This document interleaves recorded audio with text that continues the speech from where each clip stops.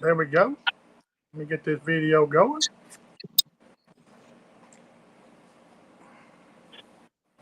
Thank our sponsors real quick. We're going to get this show started, boys and girls.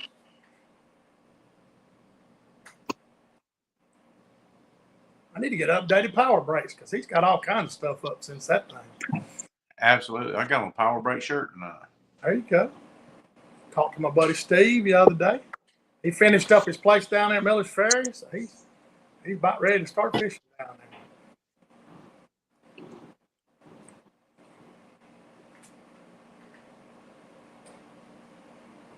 Rayco, hey, we're trying to get as much work as we can. Right now, it's outage season, so we're trying to get it. Andalusia, I guess they got plenty of boats, don't they, Johnny? They've been selling them, so if you want That's one good. right now to get it on the early fishing action, you need to get at them. Gerber Collision, it's been bad weather. Richard said they're picking up business. That's one of my good sponsors. It's fixing to be down the side of my boat here probably next week, I hope. Oh, that's cool. Yeah, I talked to Richard about it, and Gerber Collision, they're about as professional as you can get as far as body shops. Richard's been with them a while. He's moved way on up, and I think he's over Alabama, Mississippi, and Georgia, some Louisiana. I mean, anyway. So. Mr. Paul Foster's tuned in. Appreciate him tuning on YouTube. We got Ryan Willis down there. Hog Wild Crappie Guide up there at Logan Martin. That's where you mainly guess the guy now. You might as well say Logan Martin, right, Ryan? Yeah, and Lake Mitchell and Neely Henry too, but those are the three. Yeah. You've been catching fish even in this muddy water. I've been keeping up with it. Oh, it's been tough. Lake Mitchell was tough the other day. Oh, is that where you were the other day when you posted? I wasn't sure where you were. That's probably the worst I think I've ever seen hatchet myself. It was pretty much all the way out to the mouth. It was muddy. I've been up in, was it Weir Gulf County? Yeah. I've been up there. You can walk across it. Yep. John Jones is tuned in. We got a few people clicking away. It got warm today. What about down in your way, John? Oh, yeah. Well, the wind blew really, really hard today. So Creek and I did a little road trip, went down to Florida and did some messing around. But no, it was hot, but the wind blew a lot, today here. Oh, yeah. Yeah, it blew a little bit here today. I guess it's blowing out of south. So, which I had to work the last 2 days, but I think it was warmer yesterday than it was today. I think it got 89 or so today, I think, up here. I'm thinking tomorrow is going to be even hotter. Is what I'm seeing. So then we're going to got a cold front next week, back in the 70s and 50s, I think. I was like, what? What the heck?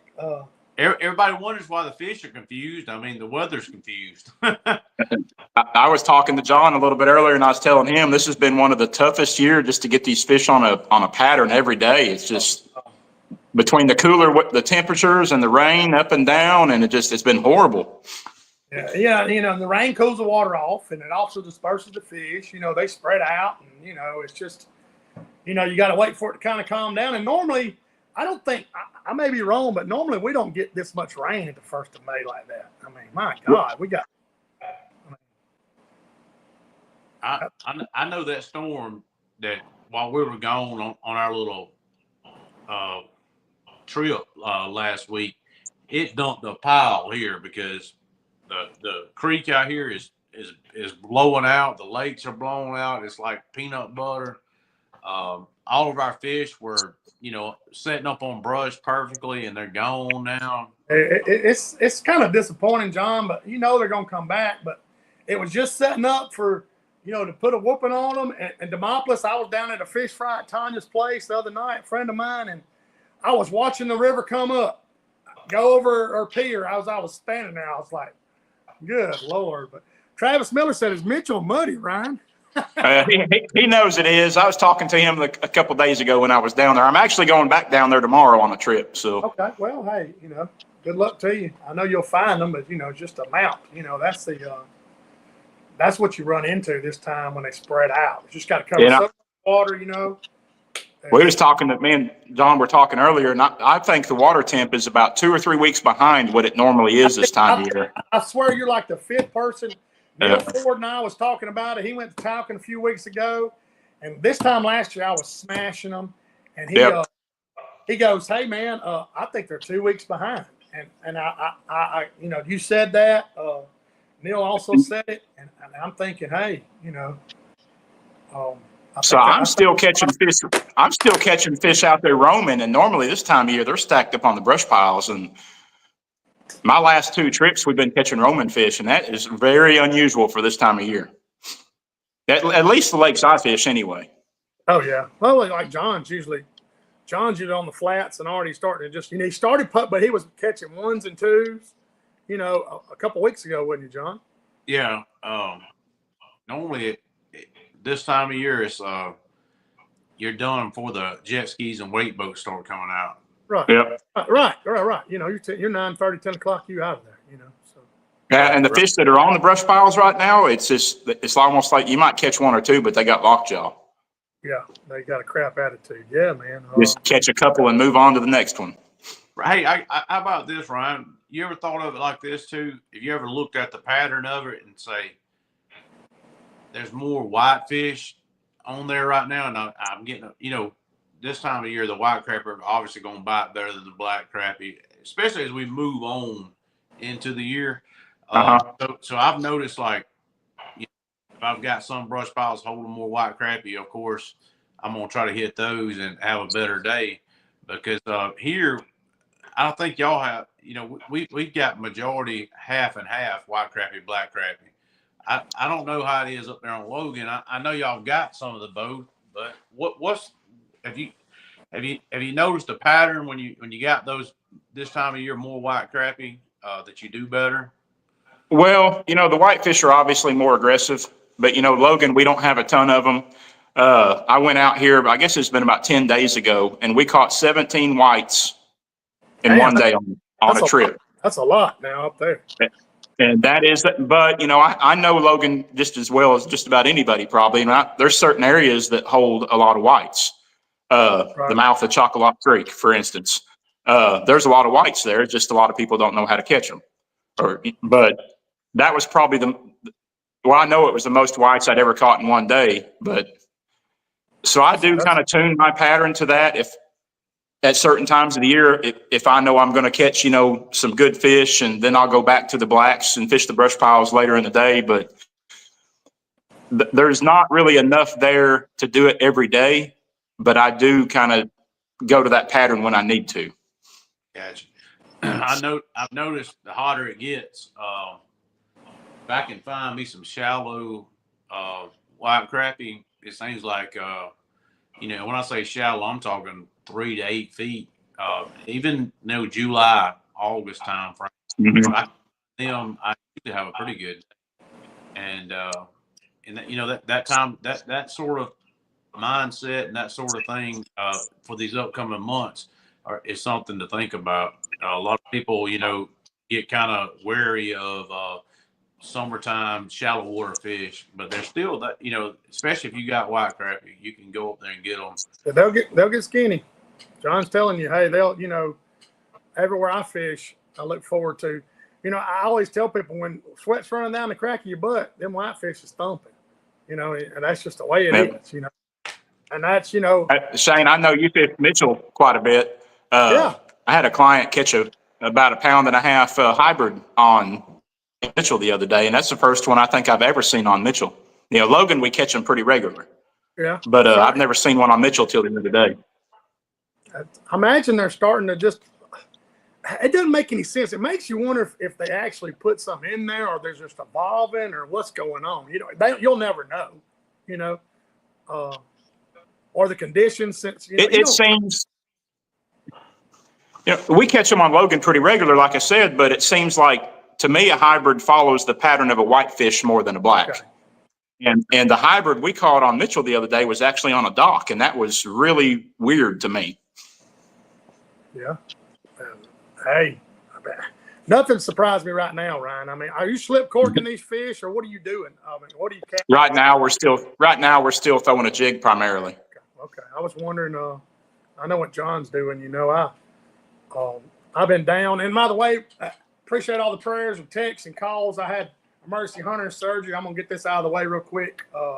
Man, I talked to so many people, and man, I'm doing great. No pain. I got me a little Frankenstein scar. I ain't got a belly button, so it's kind of funny. I was laughing about it when I uncovered it, but man, my scar's healed over. Right now, I'm throttled back from doing anything but I feel great. But I appreciate everybody. So I look forward to seeing everybody this weekend. We're gonna go into that here in a little bit. It's gonna be good. I've got to share this, Shane. Go ahead. So Shane called me. Shane called me the other morning and was like, "Lord, I'm headed to the ER." I said, "What?" And he's like, "I woke up, and that hernia I got in my belly button. It wasn't right, no sir." And he was down there on a job and staying, around. I guess you were more like around the Whitehall area. I was staying in Whitehall. It was And he said, I said, "So where are you going to the ER at?" He said, "I'm going to the ER by the house." And he drove himself all the way up to Birmingham. I did. Which is probably a smart move, and it's probably a good thing on your part. But when he gets quiet and is not talking very much, Well, they gave me Dilaudid and it wouldn't touch it, guys. I had tears in my eyes all the way home. I called my aunt when it twisted up. Called the superintendent. He told me to get the HELL out of where I'm at. Don't worry about nothing. I talked to my boss. He's like, "Hey, man, that ain't something to play with," because my worst nightmare, I thought they may have to take a piece of my intestine. I didn't know what was going on. They gave me some Dilaudid, and man, and for some reason, pain medicine makes me emotional. I don't know why. I can't do it. But anyway, I got to the hospital, and UAB West right here by the house. My aunt took care of me. The doctor took care of me. The first 2 days was rough, and I was, that was it. And it's my fault because I've been putting it off for a couple of years. And the good Lord's got a sense of humor because I spent my birthday in that hospital up there, and I kind of just laughing out loud. I was like, "Well, you be hard-headed." I'm sure my mother was giggling at me too, my granddad, and for being a hard-head. But now when this heals up, I'll be able to tote that cooler full of fish with no problem. Ain't got to worry about blowing nothing out.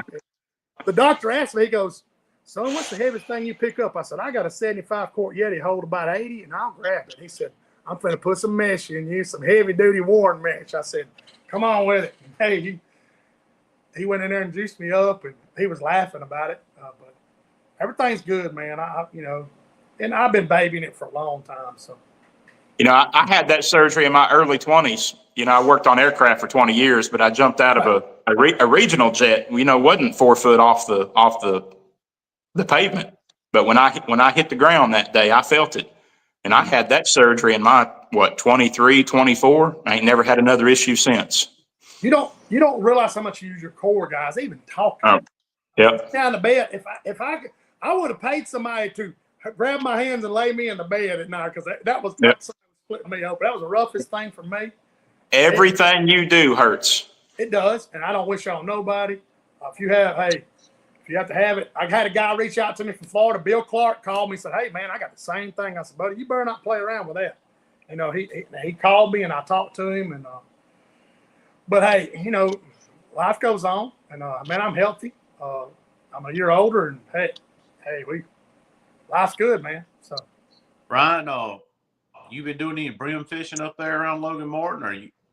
No, I haven't. This year that I've been so busy, every day that I'm off of my normal job, and I've been running trips. And to be honest with you, I hadn't even had time to look for them, and we had some personal issues with family come up too the last couple of weeks. We've been dealing with that, and it's been tough and it's been busy. I got you. Well, go through. You said you were jig fishing.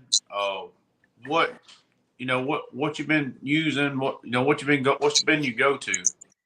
Well, here lately, and I cannot lie, it's been that Delta Jig cold candy color, and we've been absolutely waxing them for the past 3 or 4 weeks with that thing. I got you. So that's a hair jig? That's a hair jig that Jason Domain makes. I got you. What weight? You said? Mostly 32nd. All right. Just casting that thing? Just casting to them about, 20 to 30 foot out there. Right. You having to back down, and like today was windy as crap. What were you? Did you still throw 30 seconds in the wind? Well, Or? sometimes I'll go to But you had to work today, so. yeah, I'll go to a 16th if I really need to. But man, I love a jig that I like a jig where I can keep it as slow as possible on that fall. And sometimes I have to suffer through the depth of the wind or whatever, and I'll be hard headed longer than I need to. But I will move up to a 16th when the conditions require it. But I love a slow falling jig. I got you. I'm the same way, but I kind of maybe not as extreme as you. I'm 16th to an 8th, but good. What that color you're talking about? What is that? It's almost, to me, it's almost like I wish I had one with me to show y'all, but it's like a blueberry kind of frost body in a chartreuse tail. Like a blue gray with a chartreuse tail. Yes. Okay, I got you. Shane and I talked about this a couple weeks back. Are you seeing any fish come up and like sit right below the bait, and they'll come up and swipe at it intentionally and miss it? Yes, it's almost, and I could be totally wrong on this, but from what I see, it's almost like they're almost swatting at it with their tail just because they're mad. Yes. Yeah. Yeah. And maybe take it a third time that you cast on them, get them lined back up again, they'll finally eat it. Yep. And it's crazy. I was actually telling one of my clients this the other day, and you guys know this, you've been around the whitefish long enough. Whenever a whitefish turns up and gets totally vertical, most of the time they're going to inhale that thing. But we had several the other day that would just sit there for, it seemed like forever.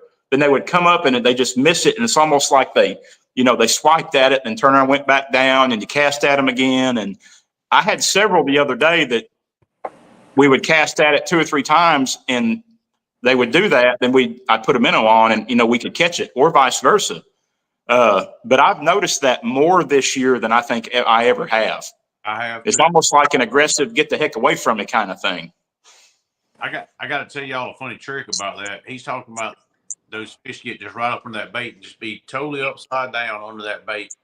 Well, what happens is you'll start reeling as slow as you can because the bait's getting closer and closer to your trolling motor, and you're like, I'm running out of string, So here's a little trick you can do. If the fishes stay there below it, if you've got brakes on your boat, what you can do is you can start hitting those brakes and just start backing up with that boat, and it'll carry that fish, and he'll stay right up under the jig, and you can just keep backing the boat up with those brakes, and eventually he'll come up there and eat it because you only have so much line before you get the trolling motor, so you can't reel anymore. Yep. He's going to stay up under there, and you've got to keep doing something to agitate him. If not, your boat's going to go over the top of them. But it's a good little trick if you've got brakes to play with. You can keep backing up with that boat and just keep dropping it. Just keep backing it up in them. You just hit those brakes and back up, and you're still looking at the fish with the live scope or the forward facing sonar or whatever you have, and you're just backing up. I mean, hell, sometimes you might get another 40 feet away from where you started, 50 feet away from you started, and just be backing up with a jig just hanging off the end of the pole, waiting for him to. And a lot of times when you got that jig sitting there and that fish is, got his nose right on it, if you jiggle it too much, it almost kind of spooks him sometimes. That's right. But a little trick that I learned from watching videos, and Joe Partenza out of Georgia, just tap your finger on the pole, and it gives it just enough sometimes that they'll just inhale it. Well, most times you can just continually take it away from him, and it's like he triggers him, he'll come up and get it, running out of water. But at some point, when you get like 3-4 foot from the trolling motor, you're like, hey, I'm running out of string. I got to do something a little different. It's amazing, John, how much evolution and everything the last 3 or 4 years of what we picked up. It ain't been that long, guys. You think, you talk and you think, live scope really ain't come around for us till 19 or 20. You're talking about in the last 3 years, everybody fine-tuned. Like Ryan, we would never have this discussion 2.5, 3 years ago. you know. Hey, and I'll tell you something I seen the other day. So I have to give Ray Morris a shout out. So I went fishing with him. I guess it's been about 2 weeks ago now. And, when I'm casting to a school of fish, obviously we want to keep reeling. You don't want to slow that bait down. I have never seen anybody reel as fast as Ray. And it just amazed me how fast them fish will just follow a bait and come after it. But he was cranking on it, son. I'm telling you. He was burnt. And I never would have thought to reel that fast. I'm sorry. I said he was burning. What'd you say, Don? I said he was burning it, trying to get those hot fish to do it, wasn't he? Yeah, and they done it. And I had never seen that before. And it just, like you said, Shane, it's just another thing to add to the things we've learned over the years. Oh, another thing I do similar to burning like that is I'll get a real fast twitching a tip when I get one, get a couple excited like that and speed it up like that at the same time. And sometimes if you've casted it by there a bunch of times and some kind of lethargically come out and you do that fast cast and you do that real fast twitch of that tip of your pole, it just, I don't know if it ticks them off or what, but it gives that excite bite, I guess it is, that sometimes you won't get without just pulling it by them. Mm-hmm. There's so many. You think about it. You probably got 4, 5, 6, 7, 8, 10 things you may do different with that jig in different scenarios. And that's what I tell people that's just getting into it. I said, buddy, you're not going to learn all this process. It's hours and hours and hours and hours. If you go with somebody, you pay a guide. You go with Brian, you go with John, you go with myself, you go with Eric or Shiloh, and then it just narrows that learning curve down. Then you say, okay, I can do this. You're not going to get it all, not in one trip, but some of the scenarios you can't do no wrong. You know how it is. Hell, Yep. Them fish are hot. You can't do any wrong. You just got to reel it by them, and here they come. But there's there's just so many different ways to catch these suckers. Hey, Shane, I need to shout out to everybody that's ever been to Okeechobee. I'm going down there. Here in 2 weeks. Man, I watch that guy out that Lake Kissimmee guy. I watch him, down there cracking on them shell crackers every day. I'm John, that's who I was telling you about earlier. His name's Brandon Scott. If you can find him on Facebook, that's that Kissimmee guy. Yeah, he's a hoot now. He's from up north, but I watch him. They have a ton of followers. Well, I'm going down. I told Ryan earlier when I was talking to him, one of the biggest things, I want to go south of there and catch those Oscars and cichlids.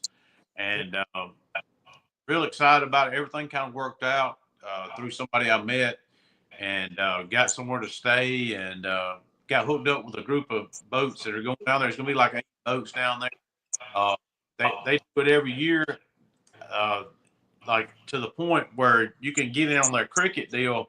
They're taking 20,000 crickets and you can buy into your part of the crickets. They've got their own cricket, like big box and everything. And then if you want to buy into the worm deal, you can. It's pretty cool, and I'm excited about it. So we're going to try to get some Oscar, cichlids, cracker, bluegill, some everything. Hey, nothing's going to be safe, huh? I see them catching those Oscars, and they're like a nuisance fish down there. I got buddies that go down the Keys and shoot iguanas, and they love it. You're just like, what? I think that'd be a cool trip. I'm gonna be down there for a week, so maybe I can catch a fish. Oh, you'll catch some. Guys, aside from the fishing, the people that we come across, whether it's, just your average Joe or, guys like you, guides, just people that fish, the people we get to meet, the connections we make sometimes are just unbelievable. Awesome. It's so massive. You don't even know, man. Yeah. Today, let's say, for instance, I went to Westerville Lumber Mill, sawmill in Thomasville, Alabama. I walk up to the guard, the guy goes, "Hey, Mr. Jones, how you doing?" I'm like, he watches the show, and I'm like, "What the?" And he's like, "Hey, here, I already got you filled out, Shane." And I'm like, and I didn't know him, and I thought this is cool, and I go right in, and I sat down with a guy that I'm trying to do business with, and he goes, I hear you like white perch fish. I said, I'll fish a little bit. And there it went, buddy. Hey, an hour later, he's like, hold on, man. I'm thinking about branching out my opportunity. And I feel pretty good. I'm going to get some work from him. And it comes from this silly little fish that we all got in common. Yep. You know, and that, I mean, you want to be real about it. And, you know, that's the truth. I mean, just like you said, you just brought it up. Jameson Carr has he told me he's guiding at Lake Talcon, guys, and I told him I'd give a shout out for him. I think he's got 2 dates open. I think it's the 25th. He just texted me. Let me turn it on. He's going down there for a few days. If you want to fish Lake Talcon with JC, he's going to catch some fish. The 21st and the 25th are open. So, you know, if you're at Lake Talcon and you want to go out with JC Carr, he follows the show. He guides. He's been over in Mississippi. They've been cracking them. The 21st and the 25th he has open. And all he's doing is trying to fill his slots in when he's down there. So I told him I'd try to help him. He just reminded me. So look at there. We got South Alabama Brim legend. hey, I was just fitting to post him up. He took a little break from fishing, went on a little business trip with his wife, and Shane, he didn't even get home good, was hooked to that boat and was trying to mess with a shell cracker already. I mean, he can't stand it. He can't stand it. I don't even think he went in the house good and put the bag up. Hey, I've been there, dude. I've been there. I get fired up just like a little kid, dude. I mean, just, you know, I'd still do. Especially, you know, I got a guy that I'm meeting tomorrow, and he's got some contacts that I want in the industry I'm in. And I told him, I was like, man, the river's up high. It's a mess. He just wants me to show him around the river, you know, just where he can and can't go. And he has some contacts that I want. And I said, man, that's a win-win for me. You know, I go out with him and, you know, I said, man, I don't know if we'll catch a fish unless we get some hemmed up. You know, I don't know. And he's like, man, I really don't care. I want to see the live scope run, you know. And I'm like, man, look, this is going to be a opportunity for me. And, and more contacts I can get in my business, my job, the better for me. So, Creek and I were getting up every morning before school. He was running bush hooks with me, and had some friends that asked, you know, if we still running bush hooks, and which we were catching some nice flatheads. We weren't running very many lines, but I'm going to show y'all what happens. This is when you know to quit running your bush hooks. All right. You start seeing your hooks. Oh, yeah. I thought it was an alligator. I was like, well, the gator done got you. Like that. See that tip cut off out and broke? I mean, that's the hook. And a lot of people are like, oh, that was a big catfish. Well, there's the normal circle hook, right? But when they start looking like this right here, a log, and it's the same hook. It'll be the same hook and be some of your best spots. When you start seeing that, the loggerheads have come out in full force. And you can bait it up, go back. It's going to be the same thing every time. Those loggerheads will sit on that line and wait for you to put another bait on it. It's amazing. They're smart. They're not dumb animals at all. I mean, they didn't get to be 30, 40, 50 years old, however old they are. I'll tell you a funny story. I went brim fishing, and my Uncle Leon in Tennessee used to throw out hay bales, and they would actually sink. And brim would bed around them. I didn't know what the hell was going on. I'm a kid. We go down and jump the fence. He throws the red worm out there. We catch some big old brim. We got a stringer full of brim. And I seen him lean forward, John. He kept leaning forward. And he started a few cuss words. He said, that turtle's getting my brim. And I swear to y'all, I seen him jump in the water, grab this big old loggerhead. I'm talking about by the tail. And pull it up, and I'm about to crap my pants. Anyway, it got dispersed right there. You know, I'm just going to go on and tell you, it got dispersed. We carried the brim and the turtle home. He cooked the turtle. It might have been a soft shell. I was a kid. I mean, wasn't nothing safe in the country in Tennessee, but I didn't know what to think. He just drags it up by his tail, and that thing's hissing, and you know, I'm like, what? But that's what it reminds me of, John, when you said that, the turtles, man. He knew. You know, he could sit over. I seen that stringer just bouncing. Without going into the whole story, go ahead, John.